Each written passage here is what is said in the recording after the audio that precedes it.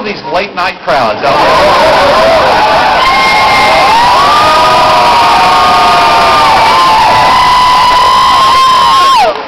Every month, what really got to me was every month they would always talk about, well, Huckabee won't be able to get past March.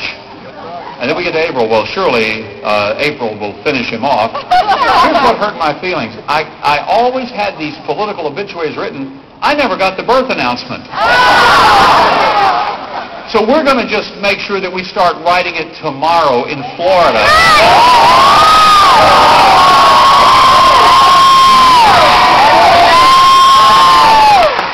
I want to thank you tonight for being here. I want to thank you for your stand for human life. Thank you for your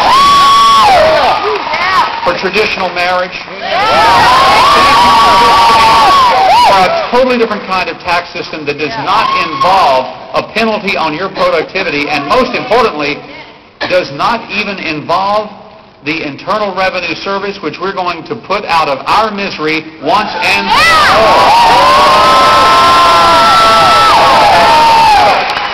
Over the last several decades, the IRS has been putting a lot of small business people, and even for that matter, large business people, out of business.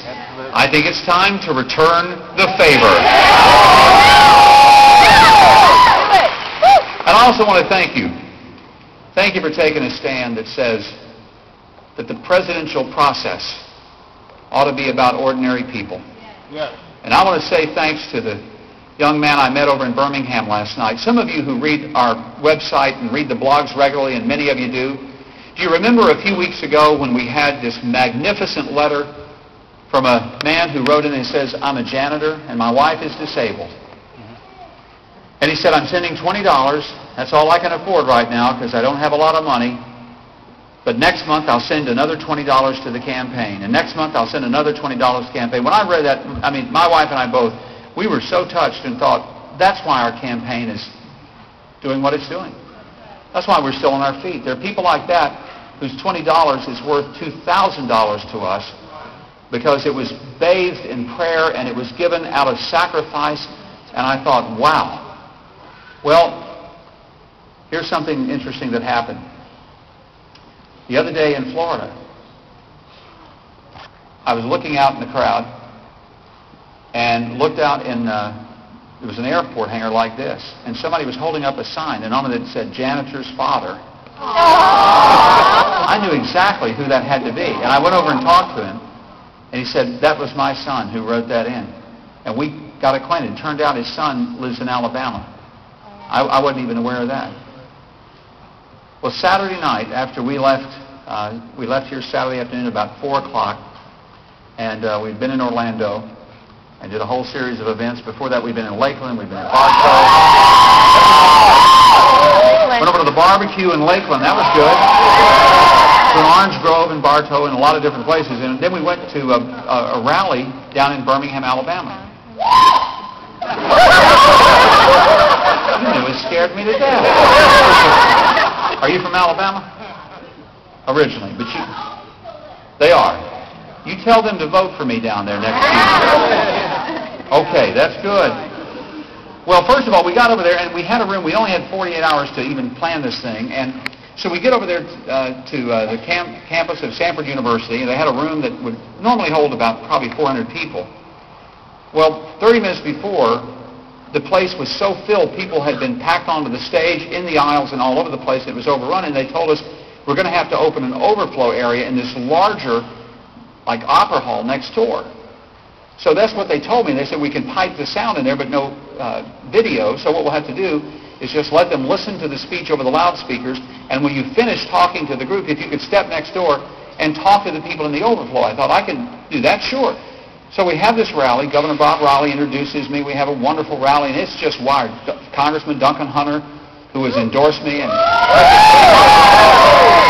what a great guy, and he is with me, and so he speaks, and Governor Raleigh speaks, and then I get up, and we have this incredible rally, and they said, okay, now step next door to the overflow area. I'm thinking there's going to be 100 people over there in the overflow area. 1,800 people.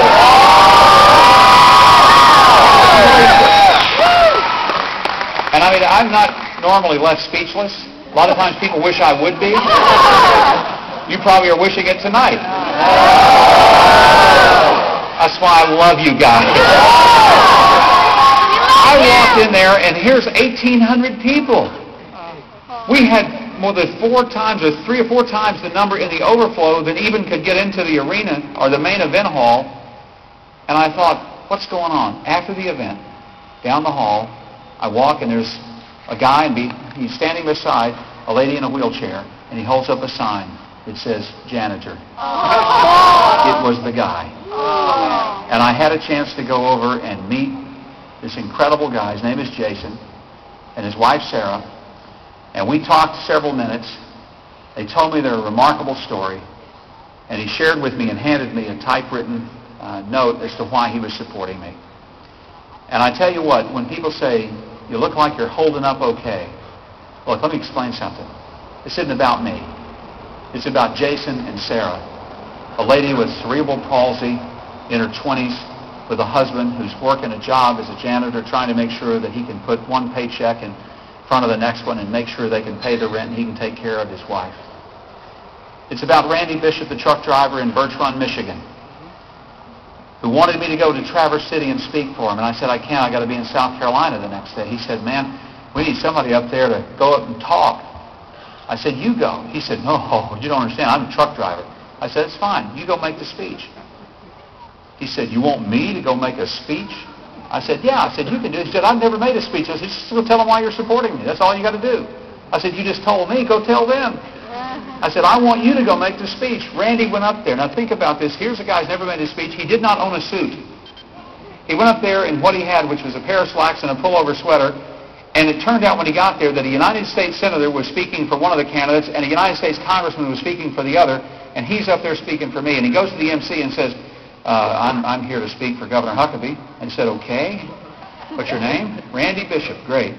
And what office do you hold? You're Senator so-and-so. You're Congressman. And Randy said, oh, I don't hold an office. I don't even have an office. I'm a truck driver. And the MC's eyes got big. People who were there have told us that it was the speech of the night. You know why? Because Randy knows why he's supporting me. It's not because he's expecting to be named ambassador to the court of St. James. Although he'd make a doggone good one, I believe. It's because Randy knows that this country needs leadership that will remember that every night while some of us are going to bed, there are guys on those big rigs driving all over the highways of America. And they're not making nearly as much money this year as they made last year because their fuel cost is killing them. Yeah, amen. And they know that no matter how many miles they drive, they're barely going to be able to make sure that they can cover the cost of taking care of their families. And they want to know that somebody will be president who will know who they are and they won't be invisible to the next president. Amen. It's because of a guy who's working as a janitor, who's a wife in a wheelchair, who wants to know that the president will never believe that those folks are invisible to them. It's about thousands of parents who've made a very, very important and sacrificial decision to educate their children in their own homes. Them to be invisible. And there are a lot of folks who don't understand that folks who make that decision, they're not angry at society and angry at the world. They just love their kids and want their kids to have the best, and they want their kids to be able to grow up with a nurture that they believe they can give them. And that's a parent's right. It's a decision mom and dad ought to make. They just want a president who believes that it's a mom and dad deal. It's not a government decision to make, and supports them and support them. Don't undermine their every decision.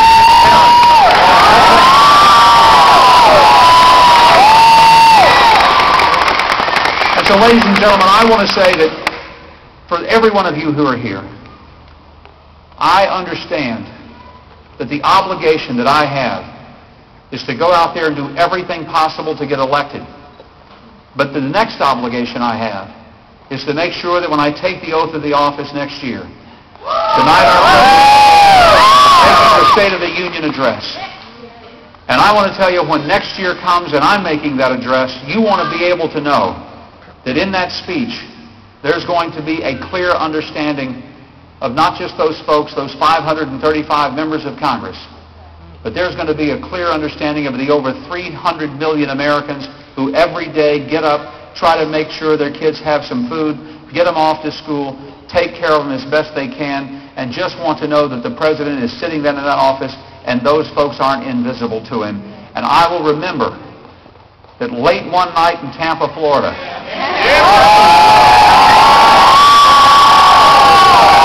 some wonderful people came out.